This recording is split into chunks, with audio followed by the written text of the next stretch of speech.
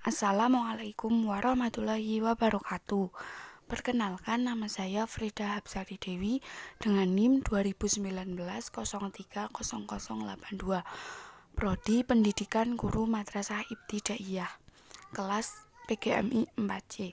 Di sini saya akan menjelaskan tentang gejala alam biotik dan abiotik. Nah, pada bab ini kita harus mengetahui pengertiannya, apa itu biotik dan apa itu abiotik. Nah, biotik di sini sudah dijelaskan bahwa gejala alam karena adanya hubungan antar makhluk hidup. Yang perlu kita garis bawahi di sini adanya namanya antar makhluk hidup. Jadi semua komponen yang berinteraksi makhluk hidup khususnya disebut komponen biotik. Kemudian komponen abiotik di sini ada A, yaitu A berarti kebalikannya. Di sini ada komponen yang tidak hidup. Semua komponen yang tidak hidup yang ada di alam, kemudian sebagai tempat hidupnya organisme atau sebagai tempat hidupnya makhluk hidup tadi. Jadi biotik itu hidup dalam lingkungan, dan abiotik itu misalnya di alam ada batu, ada sungai, ada tanah, itu merupakan komponen abiotik. Sedangkan rumputan, serangga, tikus, kucing itu komponen dari biotiknya sendiri. Jadi seperti itu. Selanjutnya, komponen biotik tadi sudah ketahui, seluruh makhluk hidup. Jadi komponen biotik di sini semua yang sudah saya sebutkan tadi di awal. Ada rumputan, ada tikus, ada serangga, ada ikan misalnya.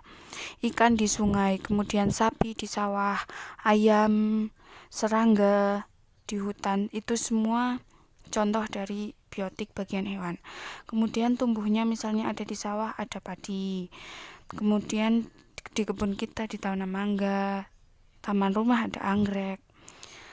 Kemudian ada yang memelihara kaktus buat hiasan, itu juga biotik. Selanjutnya, ciri-ciri makhluk hidup. Karena komponen biotik itu tumbuh dan berkembang, jadi ada ciri-ciri makhluk hidup. Di sini ada tumbuh di sini bertambah besar atau bertambah misalnya dari bayi makan yang banyak, kemudian makan yang banyak jadi tambah gemuk, atau anak yang SD ia bertambah tinggi, itu dinamakan tumbuh.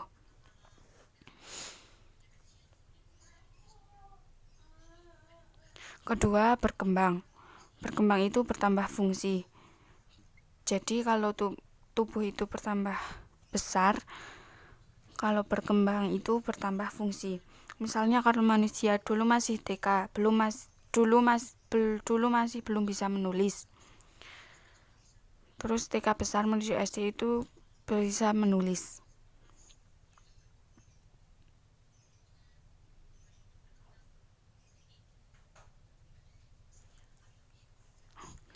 Yang kedua ada gerak.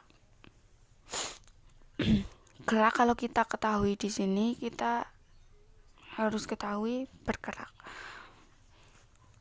Jadi kalau tumbuhan bergeraknya itu misalnya bertumbuh tambah besar, atau misalnya ada matahari dari timur, terlalu sering dapat matahari dari timur, kemudian tumbuhannya akan bergerak ke arah timur.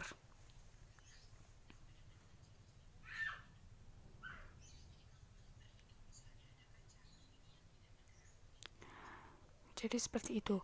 Kemudian yang bernafas di sini seperti kita ketahui, kita akan menghirup karbon dioksida dan akan mengeluarkan mohon maaf kebalik.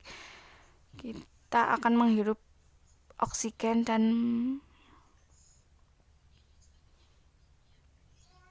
berkembang biak. Kemudian di sini ada berkembang biak. Berkembang biak itu artinya bertambah banyak. Jadi dulunya misalnya ada 2 orang atau 2 sapi dalam kandang, ada betina dan jantan. Kemudian karena adanya berkembang biak, jadi ada anaknya lagi, tumbuh banyak.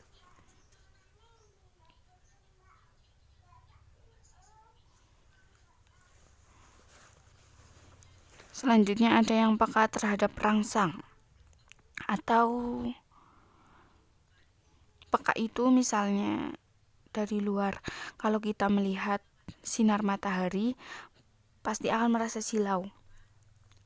Pasti kita akan peka dengan menutup mata atau menutupi kita dengan tangan.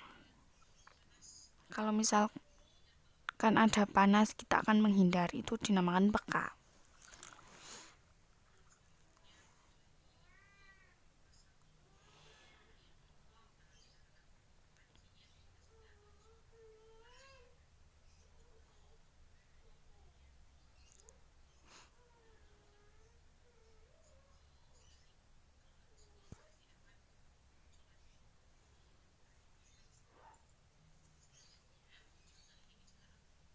Selanjutnya di sini sudah ada contoh dari gejala alam biotik.